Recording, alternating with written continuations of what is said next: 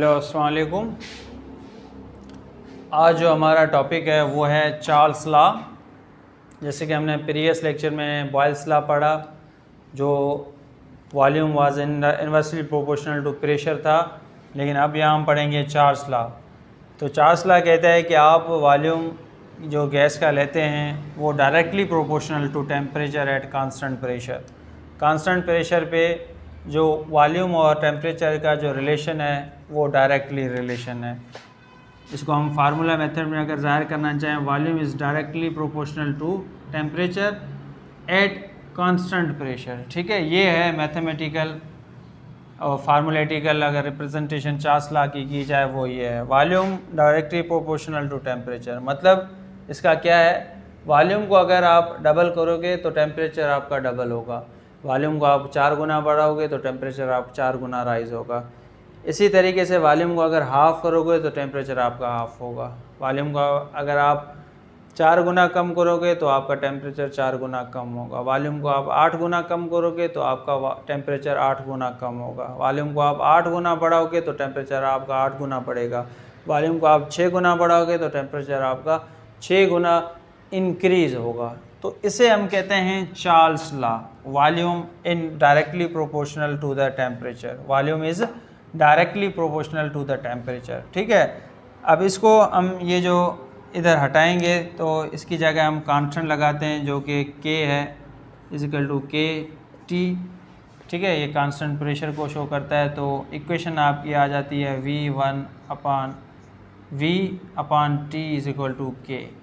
ये आपकी final equation आ गई है चार्ल्स लॉ की। लेकिन कंपैरेटिव अगर करेंगे तो आपको पता है जब हम इसकी लेते हैं तो आपको V1/T1 आपका एक कांस्टेंट भी है। जब आप इसके अंदर चेंजेस पढ़ना चाहेंगे तो वो आपका V1/T2 इजिकल टू K। तो जो फाइनल आपकी जब कांस्टेंट पे लेंगे तो आपकी फ़ाइनल जो इक्वेशन आ जाएगी वो V1/T1 इजिकल टू V2/T2।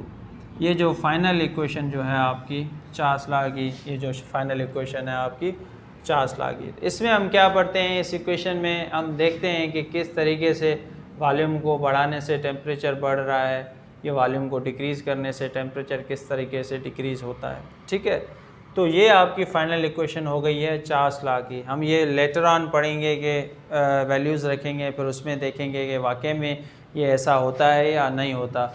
अब इसका हम एक रिलेशन पढ़ेंगे, जैसे कि हमने रिलेशन पढ़ा था बॉयल्स लॉ के अंदर, उसका एक कर्व बनाया था जो कर्व मिला था पैराबोलिक कर्व। लेकिन यहाँ जो हमें कर्व मिलेगा वो लीनियर कर्व मिलेगा। लीनियर कर्व उसमें मिलता है जहाँ एक चीज़ बढ़ाने से दूसरी चीज़ बढ़ जाए तो उसमें हमेशा लीनियर कर्व मिलता है। फॉर एग्ज़ाम्पल यहाँ हम एक हम ग्राफ बनाते हैं। ग्राफ हमेशा जैसे कि यहाँ हम शो कर देते हैं वॉल्यूम और यहाँ हम शो कर देते हैं टेम्परेचर। यहाँ हम क्या शो कर देते हैं, टेम्परेचर। तो ये चार्ल्स लॉ वॉल्यूम और टेम्परेचर के दरमियान ग्राफ है। तो हम इसका ये बनाते हैं। फॉर एग्ज़ाम्पल इधर हम लिख देते हैं 100। ठीक है, यहाँ लिख देते हैं 200। ठीक है, यहाँ लिख देते हैं हम 300 dm³। ठीक है, यहाँ लिख देते हैं 400 dm³। ठीक है, इसी तरीके से हम यहाँ लिख देते हैं 100 या 50, कुछ भी लिख देते हैं। ये फॉर एग्ज़ाम्पल मिसलन है। यहाँ हम यहाँ 100 लिख देते हैं, यहाँ 100 लिख देते हैं, यहाँ 200 लिख देते हैं, यहाँ 300 लिख देते हैं, यहाँ हम 400 लिख देते हैं। ठीक है, तो ये हम ग्राफ बनाया है हमने वॉल्यूम और टेम्परेचर के दरमियान। ठीक है, अब क्या करते हैं, एक पॉइंट लेते हैं, मतलब जहाँ 100 dm³ था वहाँ अगर हम टेम्परेचर देखना चाहें तो वो आपका 100 पे 100 है फॉर एग्ज़ाम्पल। ठीक है ना, ये है। अब हम क्या कर रहे हैं, वॉल्यूम को डबल कर रहे हैं। मतलब 100 का डबल कितना होता है, 200। तो यहाँ आपका तो टेम्परेचर क्या होगा, 100 से क्या हो जाएगा 200, क्योंकि डायरेक्टली प्रोपोर्शनल है। जब आप वॉल्यूम को डबल करोगे, 100 से 200 करोगे तो आपका टेम्परेचर भी 100 से कितना हो जाएगा, 200। तो ये आपकी लाइन कहाँ शो होगी, ऑलमोस्ट यहाँ शो हो जाएगी। ठीक है, अब आप वॉल्यूम को 100 से 300 कर रहे हैं, मतलब 3 गुना बढ़ा रहे हैं। 100 से 300 का मतलब 300 गुना 3 गुना बढ़ा रहे हैं। तो आपका टेम्परेचर भी 100 से 300 हो जाएगा, मतलब 3 गुना बढ़ जाएगा। कितने गुना बढ़ जाएगा आपका? 3 गुना बढ़ जाएगा।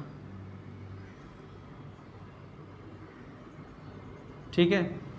इसी तरीके से अगर आप वॉल्यूम को 100 से 400 गुना बढ़ा रहे हैं, मतलब 4 गुना बढ़ा रहे हैं, कितने गुना बढ़ा रहे हैं? 4 गुना बढ़ा रहे हैं, तो आपका टेम्परेचर भी 100 से कितना हो जाएगा? आपका 400 हो जाएगा। ठीक है। तो अब आप देखें, एक चीज़ बढ़ाने से, जब ये 100 थी तो ये भी 100 था, अब इसको 100 से डबल किया, 100 से 200 से, तो ये भी 100 से 200 हो गई। इसी तरीके से इसको 3 गुना बढ़ाया तो ये भी 3 गुना बढ़ गई, इसको 4 गुना बढ़ाया तो वो भी 4 गुना बढ़ गई। तो ये जो ग्राफ जो हमें मिला है, ये जो देखें आप, लीनियर ग्राफ मिला है। इन डॉट्स को मिलाने के बाद हमें कौन सा ग्राफ मिला है? लीनियर ग्राफ मिला है, जो शो कर रहा है जब आपने वॉल्यूम को इंक्रीज़ किया है तो आपका टेम्परेचर इंक्रीज़ हुआ है, जब आप वॉल्यूम को कम करेंगे तो टेम्परेचर आपका कम होगा। तो इस टाइप के ग्राफ को हम कहते हैं लीनियर ग्राफ, जो कि हमें मिलता है चार्ल्स लॉ के अंदर। चार्ल्स लॉ के अंदर हमें लीनियर ग्राफ मिलता है। आई होप ये आपको समझ में आया होगा। अगर समझ में ना आए तो आप हमसे कमेंट सेक्शन में ज़रूर पूछ सकते हैं। अब हम कुछ मिसालें देंगे और इसके प्रॉब्लम्स जो हैं फार्मूला अप्लाई करके कि वाकई में वॉल्यूम बढ़ाने से टेम्परेचर इंक्रीज़ होता है या इंक्रीज़ नहीं होता, इंक्रीज़ होता है या नहीं इंक्रीज़ होता।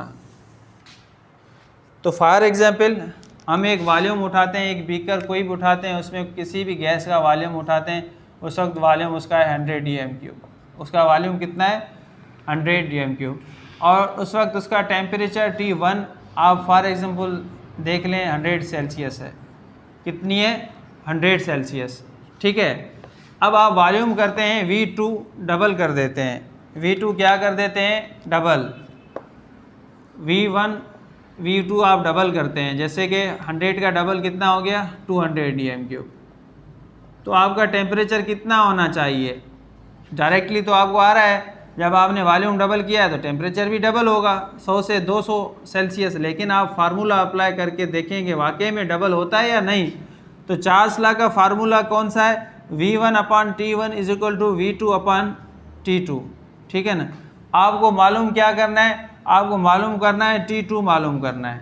ठीक है। आपको मालूम क्या करना है? T2 मालूम करना है। तो T2 यहाँ ऊपर चला जाएगा, ये आपको मालूम जो करना है उसको एक साइड कर दें। ठीक है। T2 आपने यहाँ ले आए, बाकी आपका बचा ये जो T1 है आपका इधर चला जाएगा, ये V1 इधर चला जाएगा।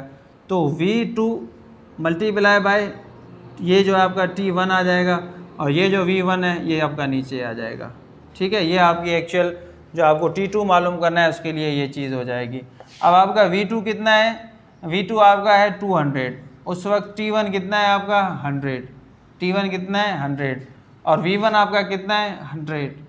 ये 100 में डिवाइड हो गया, आपका आंसर आ गया 200 सेल्सियस। तो आपने देखा कि इनके दरमियान जो रिलेशन है वो डायरेक्टली रिलेशन है। जब आपने वॉल्यूम को डबल किया, मतलब 100 से 200 किया, डबल किया, तो टेम्परेचर भी आपका कितना हो गया? डबल हो गया। तो इसको हम कहते हैं चार्ल्स लॉ। जब हम वॉल्यूम को बढ़ाते हैं तो टेम्परेचर अज़ खुद बढ़ जाता है, वॉल्यूम को बढ़ाने से टेम्परेचर अज़ खुद बढ़ जाता है। तो ऐसे लॉ को हम कहते हैं चार्ल्स लॉ, और इनके दरमियान जो रिलेशन है वो डायरेक्टली प्रोपोर्शनल है, और जो ग्राफ है वो हमें लीनियर ग्राफ मिलता है। ये बात जो है हमने जहन में रखनी है। ये डेफिनेशंस हम बिल्कुल कॉमन पढ़ रहे हैं, इसके अलावा इसकी एक दो डेफिनेशन हैं जो थोड़ा बहुत समझने के लिए लेकिन जब वो हम बुक ये स्टडी बुक चैप्टर वाइज करेंगे तब आपको उस और ज़्यादा क्लियरिफाई करेंगे। लेकिन ये है कि आपको कॉमन चीज़ जो है लॉ की जो है वो समझ में आनी चाहिए कि ये कहना क्या जाता है। तो ये कहता है कि volume directly proportional to temperature है। वॉल्यूम डायरेक्टली प्रोपोर्शनल क्या है? टेम्परेचर। अब हम एक और मिसाल करके देखते हैं। फॉर एग्जांपल हम ये dm³ यहाँ हम ये इक्वेशंस और ले लेते हैं। आप हमें बताएंगे आंसर क्या होगा। जल्दी जल्दी बताना है आपको, जल्दी जल्दी बताना है। अभी आपका वॉल्यूम था 50 dm³, आपका टेम्परेचर था 50 सेल्सियस। आपने टेम्परेचर को अब डबल कर दिया, टेम्परेचर को आपने 50 से 100 कर दिया, तो आपका वॉल्यूम क्या होगा? आपका वॉल्यूम क्या होगा?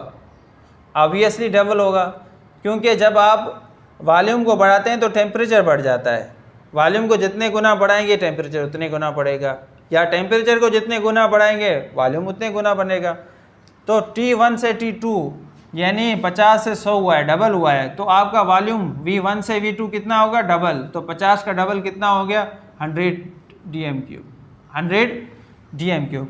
लेकिन इस फार्मूले में इसने वॉल्यूम V2 पूछा है, तो हम ये दोबारा इस तरीके से करेंगे, देखते हैं कि वाकई में डबल हुआ है या नज़र आ रहा है या नहीं। तो हम फार्मूला जब अप्लाई करेंगे V1/T1 is equal to V2/T2, इसमें हमें सिर्फ ये V2 मालूम करना है, तो T2 ये डिवाइड हो रहा है, ऊपर यहाँ जाके मल्टीप्लाई हो जाएगा, तो V2 is equal to V1 multiply by T2/T1। V1 कितना है हमारा 50 और T2 हमारा कितना है 100 और T1 हमारा 50। तो 50 में डिवाइड हो गया, तो वॉल्यूम हमारा कितना आ गया 100। वाकई में अप्लाई हो रहा है। तो जब आप वॉल्यूम को डबल करते हैं तो टेम्परेचर आज खुद डबल हो जाता है। वॉल्यूम को 4 गुना बढ़ाते हैं तो वॉल्यूम टेम्परेचर 4 गुना बढ़ जाता है। वॉल्यूम को आप अगर हाफ़ करेंगे तो टेम्परेचर आपका हाफ़ हो जाएगा। वॉल्यूम को आप 4 गुना डिक्रीज़ करेंगे तो टेम्परेचर आपका 4 गुना बढ़ जाएगा। लेकिन this is all at constant pressure. Pressure हमेशा यहाँ कांस्टेंट होता है, ये बात हमने आपने जहन में रखनी है। फॉर एग्जांपल मैं 3-4 मिसालें और देना चाहता हूँ यहाँ। जैसे कि आपको पता है V1 फॉर एग्जांपल आपका 100 है, उस वक्त टेम्परेचर आपका 100 है। अगर V1 100 से मैंने कर दिया है 50, मतलब हाफ़ कर दिया है। क्या कर दिया है? हाफ़ कर दिया है। तो अब आपका टेम्परेचर क्या होगा? ऑब्वियसली आपका टेम्परेचर हाफ़ होगा, मतलब 100 का हाफ़ कितना हो गया 50। इसी तरीके से आपका V1 है 100, मैंने उस वक्त टेम्परेचर आपका था 200। उस वक्त टेम्परेचर कितना था 200। जब वॉल्यूम आपका 100 था तो टेम्परेचर आपका था 200। ये मिसालें दे रहा हूँ आपको। तो अब वॉल्यूम मैंने क्या कर दिया, 4 गुना कम कर दिया। 4 गुना 100 का 4 गुना आप कम करते हैं तो कितना हो जाता है 25। वॉल्यूम को आपने देखा 100 से 25 मतलब 4 गुना कम कर दिया, तो टेम्परेचर आपका क्या होगा 4 गुना कम होगा। तो 200 का 4 गुना कम करेंगे तो कितना होगा 50। ये आप देख लें, ये वाकई में। तो आप देख सकते हैं वॉल्यूम आपका V1 100 था, 100 से मैंने 4 गुना कम किया 25, तो आपका टेम्परेचर भी 4 गुना कम होगा। आप फार्मूला अप्लाई करते हैं, हम देखते हैं वाकई में ऐसा होता है या नहीं। V1/T1 is equal to V2/T2। ठीक है, तो हमें मालूम करना है T2 मालूम करना है। तो T2 को हम साइड करेंगे, ये यहाँ आ जाएगा, ये नीचे आ जाएगा, ये ऊपर हो जाएगा। तो V2 multiply by T1 divided by V1। अब V2 कितना है हमारा, V2 हमारा है 25 और उस वक्त टेम्परेचर हमारा था 200 T1। ठीक है, और हमारा V1 कितना है 100। तो 100 को इसके साथ जब हमने डिवाइड किया तो 2 जवाब आ गया, 2 को 25 से मल्टीप्लाई किया तो 50। आपने देखा कि वाकई में जब हम वॉल्यूम को 4 गुना कम कर रहे तो टेम्परेचर भी 4 गुना कम हो गया है। इस तरीके से हम इसको अप्लाई भी कर सकते हैं और देख भी सकते हैं। तो आई होप ये आपको समझ में आ गया होगा।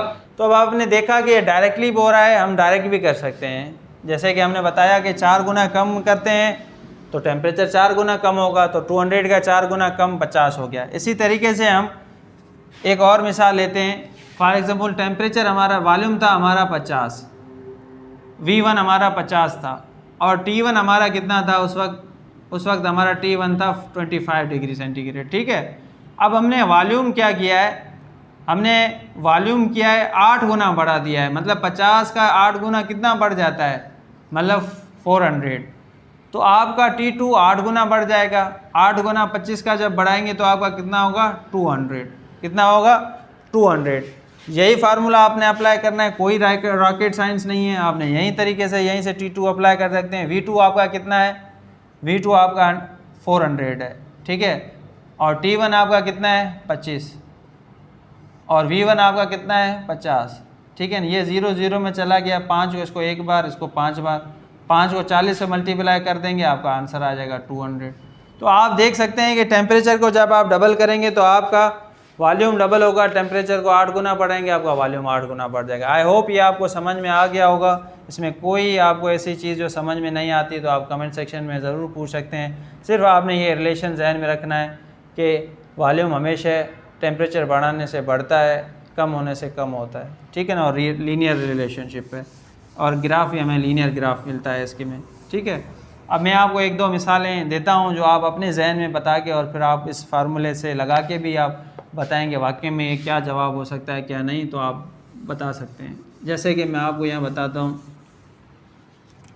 एक सिलेंडर उठाया, उसमें गैस था, उस वक्त उसका V1 है, फॉर एग्ज़ाम्पल उसका V1 है 10, टेम्परेचर है इस वक्त 5 सेल्सियस, वॉल्यूम आपका हमने कर दिया 100, मतलब 10 से 100 मतलब 10 गुना बढ़ाया है, तो टेम्परेचर आपका कितना होगा, 10 गुना बढ़ जाएगा।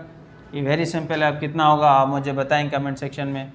इसी तरीके से एक और मिसाल मैं आपको यहाँ देना चाहूँ, आपका एक और बीकर उठाया, उसमें आपका वॉल्यूम उस वक्त था आपका 25, कितना था 25, और उस वक्त आपका टेम्परेचर था 10, टेम्परेचर कितना था 10, ठीक है, टेम्परेचर 10 था। आपने क्या किया, वॉल्यूम 25 से उसका हाफ़ कर दिया, यानी 12.5 कर दिया, तो मुझे ये बताएंगे टेम्परेचर अब आपका कितना होगा, ऑब्वियसली हाफ़ होगा, तो कितना होगा आप कमेंट सेक्शन में हमें बता सकते हैं। स्क्रीनशॉट निकाल के अपना सॉल्व जो किया हुआ है वो भी आप, या सेपरेट बता के आप कमेंट सेक्शन में हमें ज़रूर बता सकते हैं, या अपने जहन में सोच लें अपनी तसल्ली के लिए कि आपको ये आता है, ठीक है। इसी तरीके से ये मैंने टेम्परेचर T2 मालूम किया, अब हम मालूम करेंगे V2। हमने देखा कि टेम्परेचर बढ़ाने से वॉल्यूम बढ़ रहा था, आपका V1 है 100, T1 है आपका 25, आपको V2 मालूम करना है। आपका टेम्परेचर हो गया 25 से 100 हो गया, 25 से कितना हो गया 100, मतलब 4 गुना बढ़ गया, तो वॉल्यूम आपका कितना होगा मुझे बताएं, वॉल्यूम आपका कितना होगा, 4 गुना बढ़ेगा, मतलब 4 गुना 100 का 4 गुना कितना होता है 400। आप फार्मूला अप्लाई करके देखेंगे वाकई में ये है या ऐसे ही है, तो फार्मूला आपका V1/T2 V2/T2, ठीक है। आपको मालूम V2 करना है तो T2 को इधर ले आएँ, तो V2 = V1 × T2 / T1। V1 आपका कितना है 100 है, T2 आपका कितना है 100 है, और T1 आपका कितना है 25 है। 25 को यहाँ से डिवाइड किया तो 4 को 100 से मल्टीप्लाई किया तो 400। तो आपने देखा वॉल्यूम टेम्परेचर को आपने 4 गुना बढ़ाया तो वॉल्यूम आज खुद 4 गुना बढ़ जाता है। इसी तरीके से मैं आपको एक दो मिसालें अपने होमवर्क के लिए देता हूँ कि आप बताएं कि आपको अब समझ में आ गया, अगर आया है तो आप कमेंट सेक्शन में आंसर भी कर सकते हैं, या अपनी तसल्ली के लिए समझ सकते हैं कि हाँ हमें समझ में आ गया। अगर नहीं आया है तो आप हमसे कमेंट सेक्शन पे एक और इस पे वीडियो बनाने के लिए कह सकते हैं। ये सिर्फ हमने वीडियोस जनरल बनाई हैं, इस पर फार्मूला अप्लाई करके एक प्रॉब्लम्स इसके होते हैं, चार्ल्स लॉ के, बॉयल्स लॉ के, एवोगाड्रोस लॉ के जनरल, वो भी हम सेपरेट वीडियोस में ये इंशाल्लाह करेंगे। V1 आपका था फॉर एग्ज़ाम्पल 25, उस वक्त टेम्परेचर आपका था 50, आपका टेम्परेचर हो गया है 500। मुझे बताएं टेम्परेचर वॉल्यूम V2 आपका कितना होगा। टेम्परेचर T1 से T2 मतलब 50 से 500 मतलब 10 गुना बढ़ गया है, तो आपका ऑब्वियसली वॉल्यूम आपका 10 गुना बढ़ जाएगा। आप 25 का 10 गुना बढ़ना कितना होता है, और इसे फार्मूले तक भी आप लगा सकते हैं और कर सकते हैं, आपका आंसर मुझे बता सकते हैं। तो आई होप आपको ये सारी चीज़ें समझ में आ गई हों। अगर इससे रिलेटेड आपको कोई चीज़ समझ में नहीं आई हो आप कमेंट सेक्शन में ज़रूर पूछ सकते हैं। अल्लाह हाफिज़, दुआ में याद।